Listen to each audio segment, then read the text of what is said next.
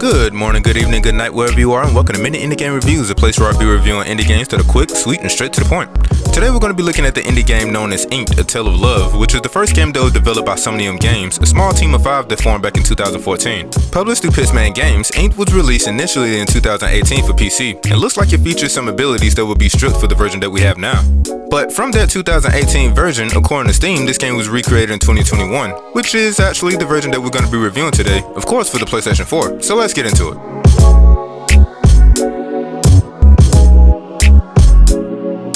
Dyxnt, A Tale of Love story is a simple one. It's about this illustrator that goes by the name of Adam, who draws these characters that take on a life of their own within his world.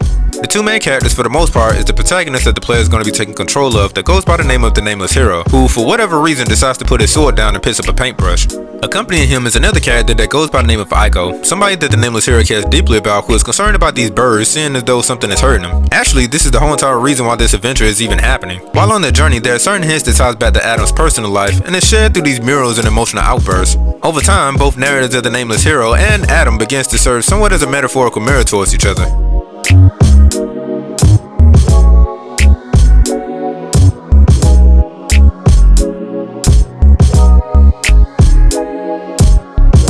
From a visual perspective, Dyxnt, A Tale of Love utilized this pen-drawn isometric style that is just amazing. At first glance, one could see that this game is nothing but a bunch of geometric shapes, which they wouldn't be wrong in deducing. However, it's how these designs are illustrated and how they're used that turns this world into a seemingly beautiful, breathing, and vast land, reminiscent of Eastern culture, or at least in the first half of the game. The subtle details within the animations like the running of water, items adhering to the laws of physics,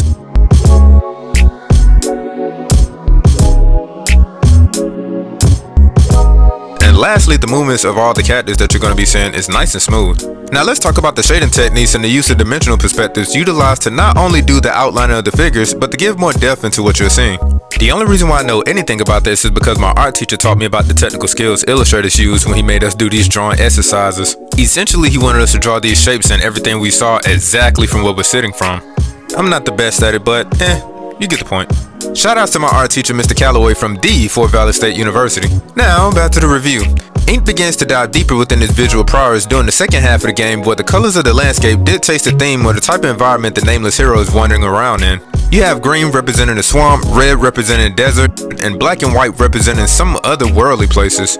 The utilization of such methods of representation may be simple but highly effective, almost to the point where the designs may give off the illusion of being complex. In this game's case, less is kinda more and accomplishes the goal in getting the viewer to understand what any illustrator will want their audience to comprehend. That is simply the idea and message that the artist is trying to get across.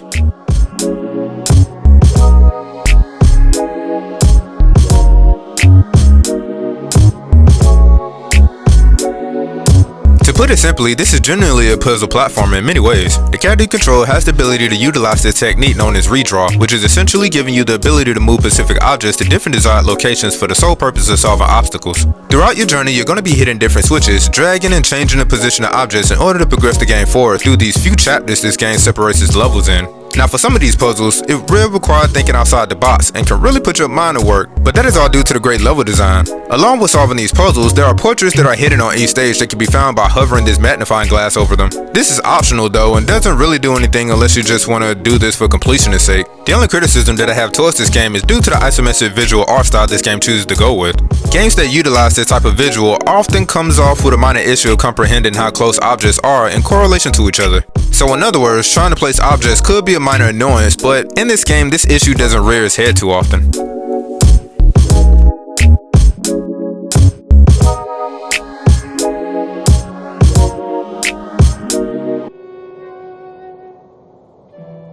The sound design for this game is outstanding. Booting up this game, it gives the player a suggestion stating that this game is best experienced with sound. So in other words, turn your volume on so you can further immerse yourself within this game's worlds via its sound effects. And let me tell you, if you have somewhat of a surround sound system, you're in for a treat. This game just sounds beautiful. From hearing the environments emulating wildlife and other things just sounds lovely.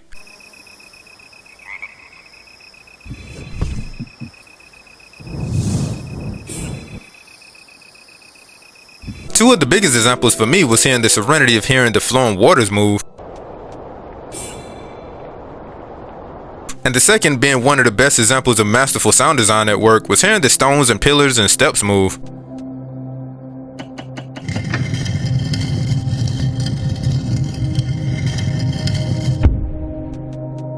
Now, when this occurred, playing this game with the sound off, it wouldn't make much of a big deal because technically all you will see is just moving blocks. But with the sound on, you can clearly hear how massive and how heavy these things must be. So I strongly suggest you turn your volume on so you can have this game drown you within its world. Now, I can't go on without mentioning the only person that gives any means of providing verbal communication in this game, and that would be the artist, aka the narrator, which is voiced by Brian J. Olsen. We meet the hero, but this one has no name. He left it behind him.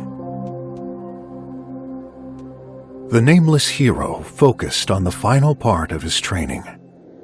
Mr. Olsen has done work for other big entities throughout various forms of radios, communication, and other ventures. You can check out some of his works, and I will provide links to his official website so you can see it for yourself.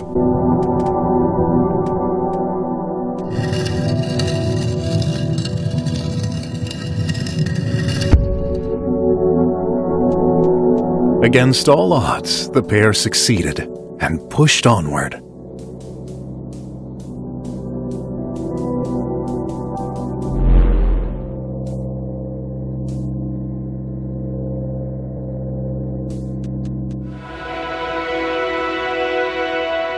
The music for Ink to Tell of Love was done by Lovro Golak and Lovro Vorkik, whom together goes up under the moniker Escort Music, along with contributions from Neville Loja. Within this game OST, I would describe the music heard as being atmospheric, relaxing, and also changes depending on what is going on narratively.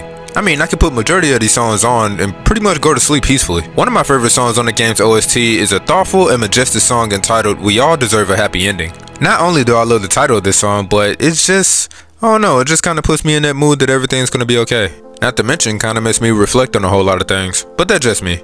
Majority of the music within this game OST would just come off as being somber. That is, until something happens and then it just becomes wondrous. The original soundtrack for Ink to Tell of Love is listenable via Escort SoundCloud and also purchased via Steam within this bundle that comes along with this game's art pieces. Links to where you can pick up a copy for yourself will be in the description below.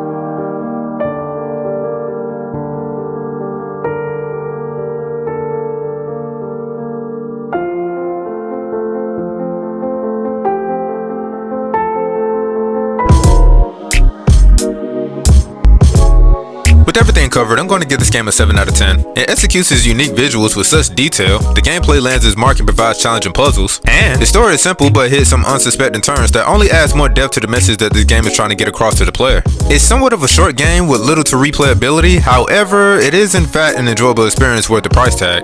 From watching the videos of the original playthrough of the 2018 version and comparing it to the version that we have now, I can honestly say that this version is the best version for a multitude of reasons in some aspects. Although the 2018 version probably did a better job at having the player explore the artist's world and its surroundings a little bit more rather than just solely focusing on the world of the nameless hero. Ink to Tell of Love is now available for PlayStation 4, Xbox One, Steam for PC, and Nintendo Switch for only $10. It's also available for Android and iOS for iPhones and iPads for only $4. But until next time, be safe out there, and peace y'all. And don't forget to like and subscribe. Hit up that notification bell, and I gotta go.